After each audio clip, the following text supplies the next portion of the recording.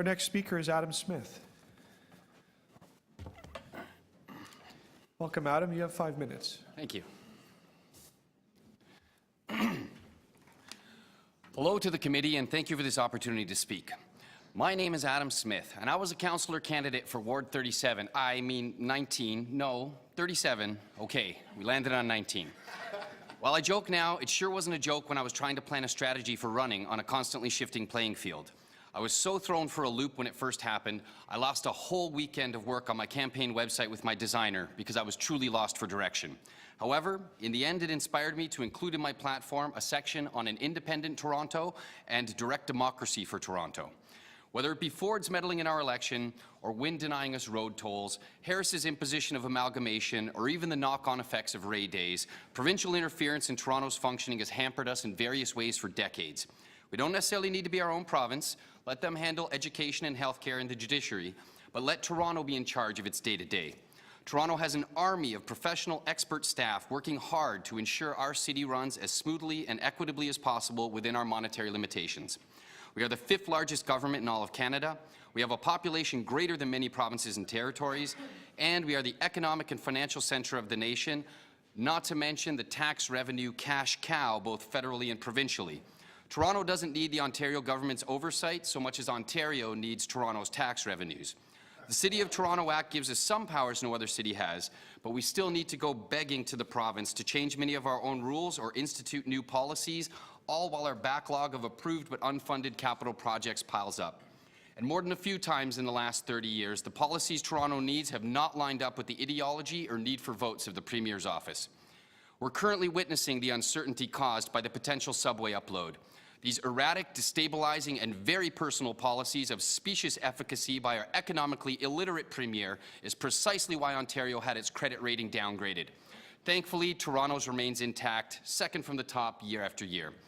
We suffered the turmoil and chaos of provincial imposition at its height with Ford's interference right in the middle of our election.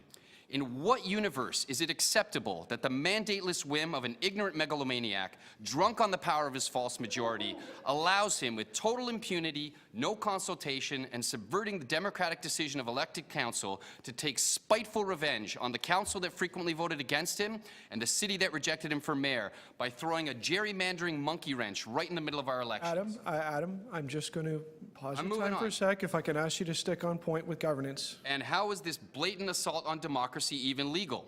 Who would accept the inherent tyranny of such a law? Were council more united on the issue, my suggestion would have been to simply ignore his dictate and continue with the 47 wards. What exactly was he going to do? Send in the OPP, shut down City Hall, institute martial law, take us to court? I ask, if the entire City of Toronto chose to ignore him, what could he really do? Because in the end, that's where true power really lies, with the people. And it is only our cooperation with the halls of power that allow them to call the shots. They do so at our pleasure, which is also why I fully agree with the Mayor that the future of Toronto's governance should have been a choice of the people being governed. All governance issues in Toronto should be put to referendum. Want to change the size of council? Referendum. Council wants a raise? Referendum. Using ranked ballots? Referendum. A municipal party system? Referendum. Term limits? Referendum. A brief word on term limits. They are inherently undemocratic because they arbitrarily limit democratic choice. There is no way to empirically determine the proper number of terms, and if voters love their councillor and want to keep voting them in, that is their democratic choice, not council's. Most damaging to residents, however, is the loss of service and access to one's councillor. I know from close contact with my previous councillor that the volume of resident calls and emails per day numbered at least 100, oftentimes more, and that was with a population of around 60,000.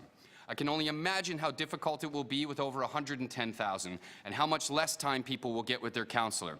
And with such large wards, it also means that party connections and deep pockets will always have an electoral advantage. So call it what you will, a charter city, a recognition in the Constitution, whatever it is, Toronto is more than merely a creature of the province, and it's time our laws reflected that.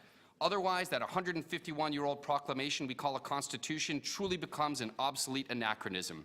Canada is not the rural emptiness it once was. The vast majority of our population lives in cities, and it's time they get their due. No city should have its democratic rights violated by a petty, vengeful, buck-a-beer-shilling demagogue. Lastly, I fully advocate for a city-wide referendum open to all residents of Toronto with ID showing an address in Toronto on returning to the 47 ward model for the next election. Thank you. Thank you.